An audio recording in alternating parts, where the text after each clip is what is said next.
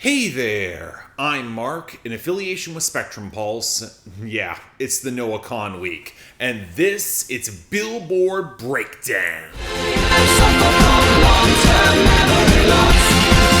I don't remember. You know, it's interesting to observe the traffic of certain artists on certain platforms, especially when it's not just their music, but the discourse around them. This week, the main topic of conversation, Noah Kahan, full stop. And from what I can tell, observing the traffic of reviews and analysis from both myself and my colleagues, YouTube has not really gotten on board, nor have a couple other social media sites, especially in comparison with TikTok or Instagram. I bring this up because Noah Kahan is about to have one of the biggest album bombs of 2026, on par with a major A-list artist with the sales figures to match, and I bet if I prominently feature the Great Divide album in the thumbnail, the video will not perform as well, especially when I recently did a full hour-length video on my main channel prominently featuring Noah Kahan, and my own subscribers apparently did not want to watch it. I saw the analytics. And I think it's a real failure among a lot of pop-centric communities that as other genres learn and understand how to work the charts, that they don't venture outside their own comfort zone to engage with those artists, especially as, not for nothing, it's Noah Kahan's best album. I might even call it great myself. I didn't expect that. But before we get into all that, our top 10, where, oh, speak of the devil, the other prominent example, Choosing Texas by Ella Langley, is back at number 1, as I predicted. Now, it's not as stable. It's only on top thanks to streaming and pop radio, plugging up the gaps from Nashville largely ditching it, but folks have not gotten tired of it just yet, even if its position is weakening. And that's relevant for I Just Might by Bruno Mars up to number 2. Again, it feels more like positional jockeying because all it really has is radio, and that spent a week wavering at the top with its larger margin, not quite enough juice to go back. But unfortunately, I'm still giving it the advantage over Man I Need by Olivia Dean at number 3, which just saw a tangible collapse across radio and streaming. It had its shot, history's gonna call it a blocked number 1, and there's a certain irony in that. I mean, it only picked up a slot because Olivia Rodrigo's Drop Dead fell off the debut to number 4. This is an interesting case because sales and streaming really like the song, but the radio is a bit tentative even with her name recognition. Not without positive momentum, just kind of slower. Probably a steady top 10 hit, but making another run outside of the album week might be questionable. And as of now, Be Her by Ella Langley looks like it's the next major challenger at number 5, or at least it would be if Nashville would bother to send it to pop radio to support great streaming. I don't get this at all. Even if Occam's razor suggests, well, it costs money to ship it to pop radio, that's why they're not doing it. But Music Row gets women in country to make songs that are as near pop as they come, but they don't send the songs to that radio format. You get them to play in genre games, yet you're too cowardly to back them up? Anyway, what might be the real challenger is So Easy to Fall in Love by Olivia Dean at number 6, where she's trying again, and she may have peaked on the radio up this high. Shame streaming isn't really there, so I don't quite see it making a run. What might is our first new debut in the top 10, one that sparked some controversy, I Can't Love You Anymore by Ella Langley and Morgan Wallen. I'll have a lot more to say about the song much later on, but suffice to say, it's the collab that would be built to print money, although radio has been very slow to get on board,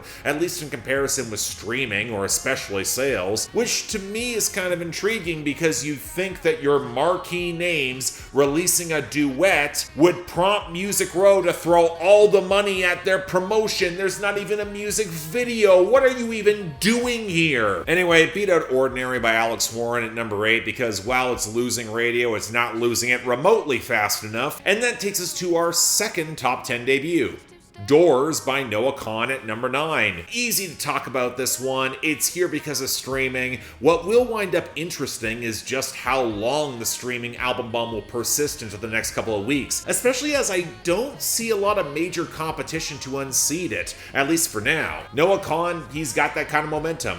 he deserves that respect. Finally, Folded by Kehlani actually clung on to number 10, largely thanks to radio, but their album gave it the slightest of streaming boost. That might be just enough, at least for now. On the other hand, well, losers and dropouts, and oh boy, we got a lot of them. Let's start off with the year-end list spots that are handily clinched by the exits. Where Is My Husband by Ray, Days Like These by Luke Combs, maybe Chanel by Tyla scrapes in, alongside songs that are mercifully cut short, like What He'll Never Have by Dylan Scott, Who Knows by Daniel Caesar, and Plastic Cigarette by Zach Bryan. Okay, they can't all be songs I dislike, but as expected, over 40% of the Hot 100 lost out this week. So let's start off with the new arrivals at the worst time. She Did It Again by Tyla and Zara Larsson at 84, Potential by Somber at 95, and for good measure, one return with Younger You by Miley Cyrus at 97. Then we got gains that just collapsed. Elizabeth Taylor by Taylor Swift was always going to fall back post-sales boost to 64, but we also got Don't We by Morgan Wallen at 68. Might as well also include I Ain't Coming Back with Post Malone at 63. That song should be long gone from the charts. Dry Spell by Casey Musgraves at 83. Don't worry, she's gonna rebound. And Hate How You Look by Josh Ross at 85. Next up, continued losers like Swim by BTS at 32, Pinky Up by Cat's Eye at 71, Obvious by Chris Brown at 99, and a few expected cuts from Ella Langley as her album bomb fades, like Dandelion at 57 and Broken at 92. Outside those, she also had Bottom of Your Boots at 53. Then let's work from the top down. The Justin Bieber Coachella revival looks like it's finally done as Yukon fell back to 24, as well as a bunch of Don Toliver losses with E85 at 35 and Body at 52, and I Love It, I Love It, I Love It by Bella K seeing a setback at 37. Then we got The Fall by Cody Johnson at 39, Change My Mind by Riley Green at 41, Pop That Thing by DaBaby hitting a snag at 43, Freaking Out by Dexter and the Moon Rocks at 46, The Real Miracle Is It Got This High at All, and American Girls by Harry Styles at 49. Then we got Die on This Hill by Sienna Spiro at 54, Fever Dream by Alex Warren at 55, Let 'Em Know by T.I. at 58, White Keys by Dominic Fike at 59, Lush Life by Zara Larsson down to 61, and When Did You Get Hot by Sabrina Carpenter at 62. Then we'll skip down to Motion Party by Boss Man D-Lo at 66, Rain Dance by Dave and Thames at 69, Thames also had What You Need fall down to 77, What You Sayin' by Lil Uzi Vert finally clinching a year-end list spot at 70, MacArthur by Hardy, Eric Church, Tim McGraw, and Morgan Wallen at 72, and Beautiful Things by Megan Maroney at 73. Finally, Turn This Truck Around by Jordan Davis at 74, Rein Me In by Sam Fender and Olivia Dean at 80, In My Room by Julia Wolf at 82, First Day Out by Pooh Shiesty at 86, Father by Kanye West and Travis Scott at 88, Mr. Know-It-All by Teddy Swims at 93, Go Away by Weezer at 94, and Ever Since You Left Me by Max B and French Montana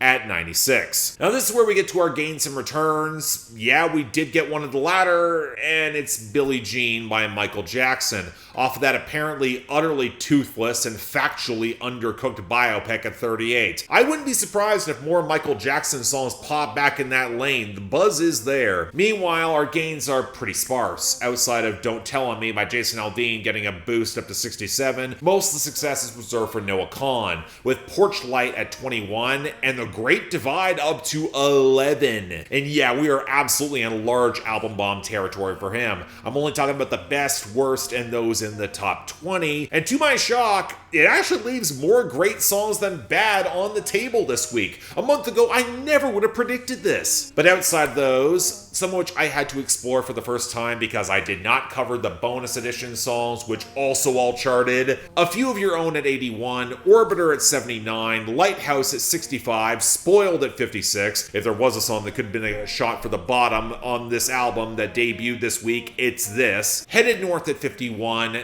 Dan at 50, sneaky favorite of mine, a terrific closer. We Go Way Back at 48, All Them Horses at 45, Staying Still at 44, probably the best of the bonus cuts there. Deny, Deny, Deny at 34, 23 at 33, Paid Time Off at 29, Willing and Able at 26, and Downfall at 23.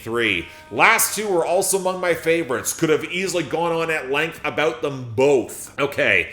Thankfully, this shortens the week. If you want to hear a lot more Noah Kahan thoughts, check out that recent video essay. Would love to see it get some more actual traffic. But now on to a week with a lot more new arrivals than you would expect. Number 96, Despues de Ti by Karol G and Greg Gonzales.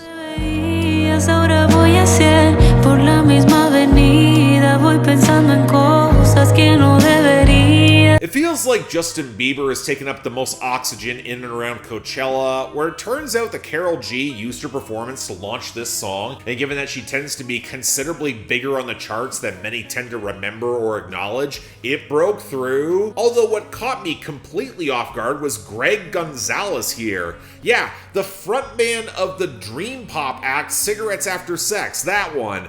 And it's not just a sample. And honestly, he adds a really nice touch to the smoky, gentle guitars that saturate the mix. Karol G going full dream pop is a natural fit for her heartbroken expressiveness here. Someone is clearly paying attention to what the Marias have been doing, and Gonzales is a good collaborator. Now, granted, once you sink into that atmosphere and the listless depression that comes post-breakup and translate the lyrics, I'm not sure the song is doing much beyond that. I do appreciate the point of getting tired of the well-meaning questions from friends and how the gestures of sympathy just wind up feeling empty. But the I wanna die melodrama feels like it's pushing it a little. It's believable, sure, but the soft focus of the song doesn't really flatter that kind of histrionics. Still, Karol G continues to make pretty good music that never seems to get as much attention. I like this a solid bit. Number 90, GOMF by Latto featuring GloRilla. Get out the way, ho. Good with the face card. Still got a bankroll until you have a song, and then I'm fake, bro. I'll be blunt, the only reason I might have cared one way or another about a new Latto song is that GloRilla's on it. And even then, all the noise between her and Brandon Ingram in the Raptors Cavaliers series was a distraction I really did not need from the Raptors losing both Brandon Ingram and their starting point guard Emmanuel Quickly for the last two games of the series. Not having any credible size inside given the Jakob Poeltl contract kept the Raptors from trading for a 5 who can actually space the floor, which was exactly why I called this team a first round exit in the first place for the Eastern Conference, especially against the pairing of Evan Mobley and Jarrett Allen, who finally woke up in Game 7 and still pushing the series to 7 games. Got off track there. The point is that this song isn't nearly good enough to get me that invested in it, and the more listens I gave, the more irritated I became. The Soulja Boy sample of that blaring, obnoxious synth, the fake voices of the haters talking shit peppering the song, but mostly just with Latto, who raps with the perpetual disinterest of someone who doesn't think she has anything more to prove. She's wrong, and she wants everyone to get out of her face. She's got 21 Savage's Baby. That is what matters, apparently, where she'll ghost a guy if he's not an eater like Pac-Man. GloRilla at least steps up with some intensity and charisma. She addresses some of the shadier allegations, including some of the Brandon Ingram drama directly, and she's got a couple lines I like. The Google net worth being what she pays in taxes, along with the releasing the bears in the final line. She is the only reason to hear the song, and quite frankly, there's not quite enough to save it otherwise. Disappointing on so many levels. I'm not just talking about the Raptors here. Number 76, Shoulda Never by Kehlani featuring Usher. Anyway, I probably shoulda never did it. When I knew better, but I didn't do no better. I just wasted my time. It's rare when I hear a song and know instinctively it's gonna be a hit. Not even guaranteed to be a great or even good song, but I hear the feature, I hear the sound and the hook, and I know, ooh, the second R&B radio hears this, you're gonna hear it all summer. And if you don't, something has gone very, very wrong. That was my immediate impression with this collab. Probably my favorite song on that self-titled Kehlani album, or a close second for the closer, Unlearn. If you want to see my review of that, check out my Discord. And it works on so many levels for me. I love the flashy horns and strings building into the skittering percussion with a muscular bass line and some really nice guitar flourishes. Babyface put a lot into this one, and the actual balanced interplay between Kehlani and Usher is exactly what I want to hear in this brand of R&B. And I really like the back and forth dynamic. This is the sort of song that's built for the increasingly exasperated morning after when you hook up with an ex after a relationship relapse. And I love that they're both operating on the same level of ego though. They're both hot or in/near their primes. Why are they wasting each other's time? And what works here is that you believe them both, and they both kind of believe each other. So the song becomes its own justification. Probably could do without both them rapping for the final verse of the song, even if I think they're fine enough at it. But either way, it's a legit great track. I really hope it sticks around. So much fun. Number 75, I Saw Your Face by Malcolm Todd.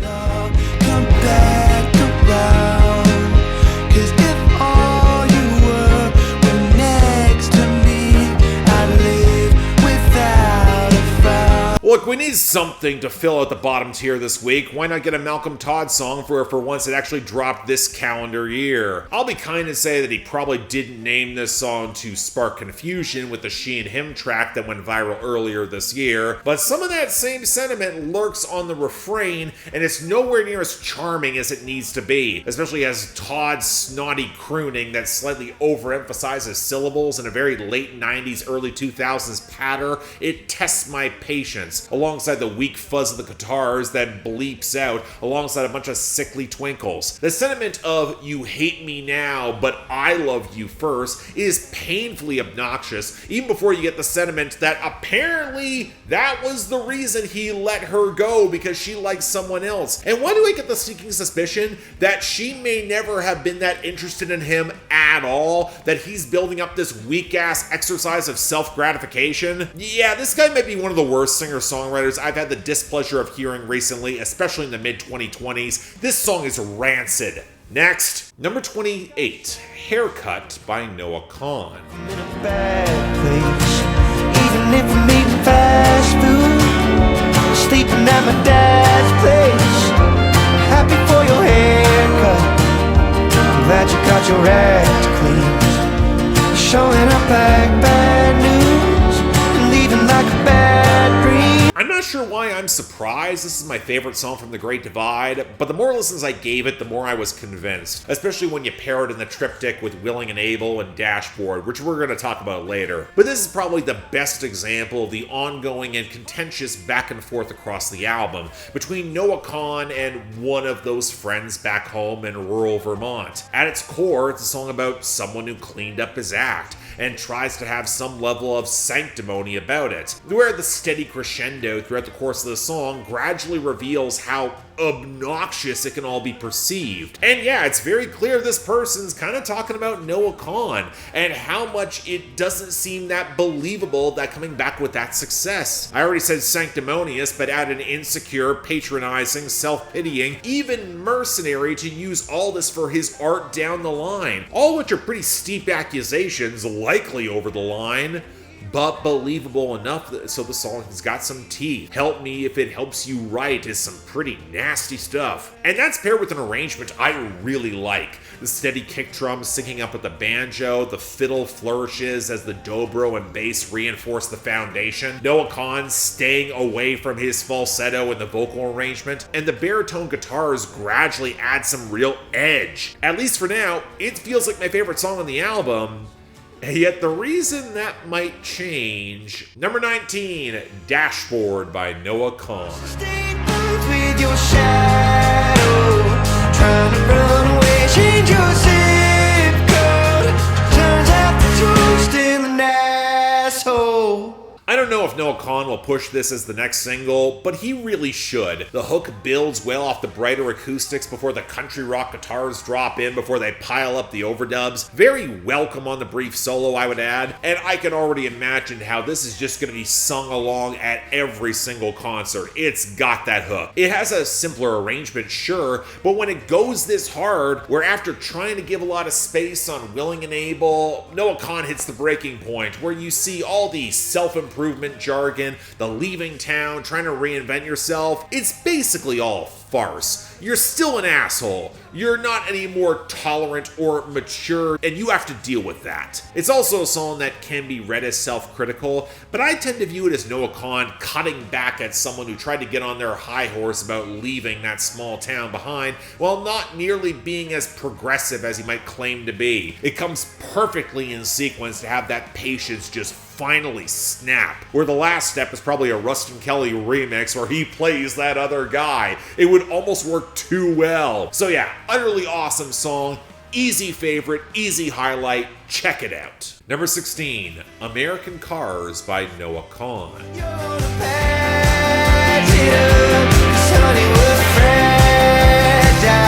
You've always been so tough. Know that I miss you.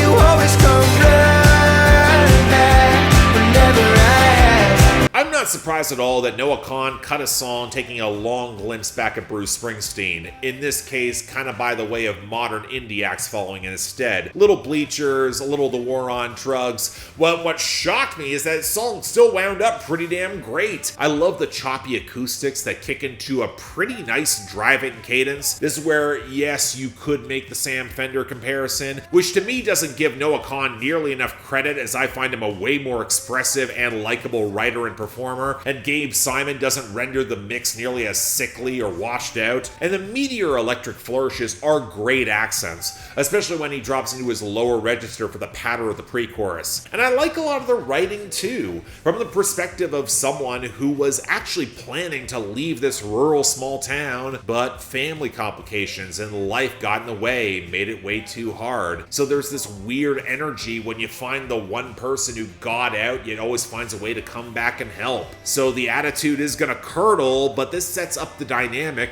and roots in what driving American cars means. I got a lot of family in Windsor, just south of Detroit, and there was an era where you drove American cars there in order to show some solidarity for the plant union workers, even as Canadians. It looked away when you didn't buy a Ford or Chevy. So to show that sort of solidarity now, it's historical. It ignites just enough hope. That's potent stuff. The song's great to boot. Number 14, End of August by Noah Kahan. Oh, it's a matter of time till it's fields of ice and reflector lights till it's our town.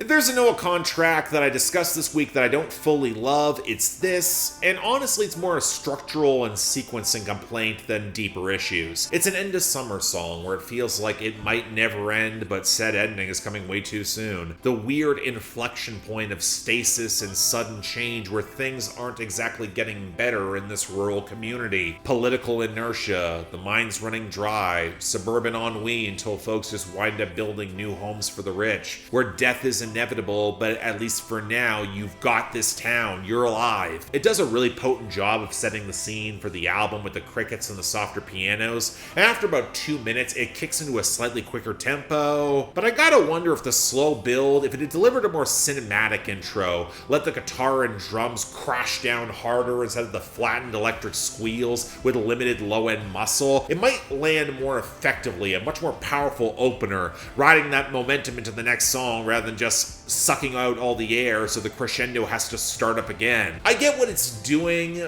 but I think it's a little bit more muted than it needs to be as an opener. But you know, that next song, number 9, Doors by Noah Kahan. Scream in my sleep. You put money on red, I'm a sure bet a losing streak. I keep showing you doors, but you can't open them up.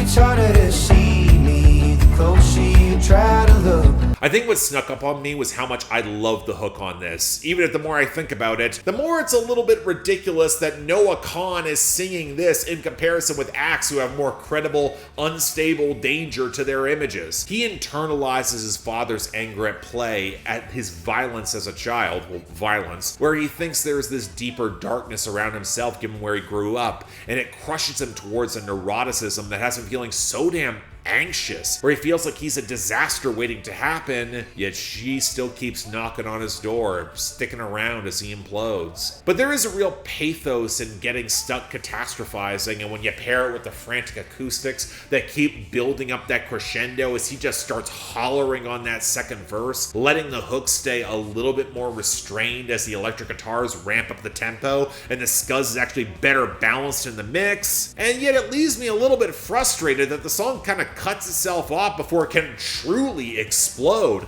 It's so close to just jamming its way out, and it stops kind of short. Still, pretty great track. I don't expect it's going to be the Noah Kahan song that sticks around. I'm not sure the hook's got that same magnetism, but I wouldn't mind it if it did. Great track. And finally, number 7, I Can't Love You Anymore by Ella Langley and Morgan Wallen. Around the back of my mind, I can't need you anymore.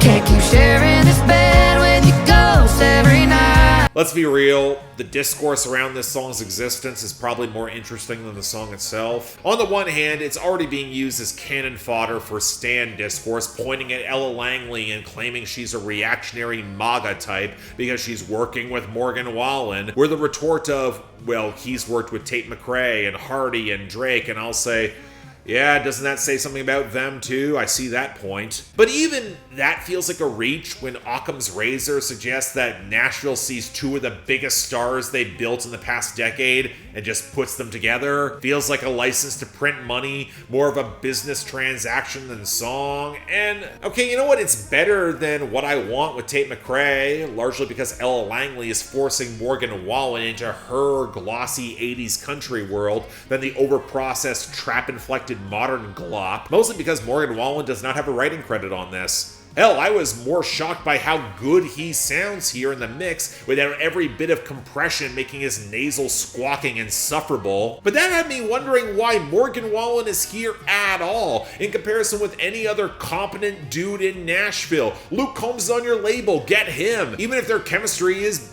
better than you would expect. And the content, well, fine, I guess. 2 lovers recognizing all the ghosts and old memories aren't good for each other, even as they keep feeling drawn back. But there's something about the cadence of the hook that feels weirdly rushed to me. Just the way Anymore rolls through the chorus doesn't quite scan right. I don't know, it's fine. It'll do well for them both, maybe. But I gotta wonder if it's worth the hassle long term. It's certainly not memorable enough to be worth that much drama. And if you can't even work the tabloids to your advantage and Music Row's slow to get behind it, may not have been worth it. All I'm saying. But that's our week. Yeah, Noah Kahan is getting the best spots with Haircut and Dashboard, but the latter is an honorable mention, and it's a tie with Shoulda Never with Kehlani and Usher. I really do love that track. The worst, honestly, kind of slim pickings for once, beyond I Saw Your Face by Malcolm Todd. I think it's going to GOMF by Latto and GloRilla, with the latter verse only saving it from being worse. Next week, I'm sorry, I don't expect a Casey Musgraves album bomb. We are not going to be that lucky. But we probably have the fallout of this, and that could be interesting. Stay tuned for that. But until then, I'm Mark. You're watching Billboard Breakdown, affiliated with Spectrum Pulse. And I'll see you next time.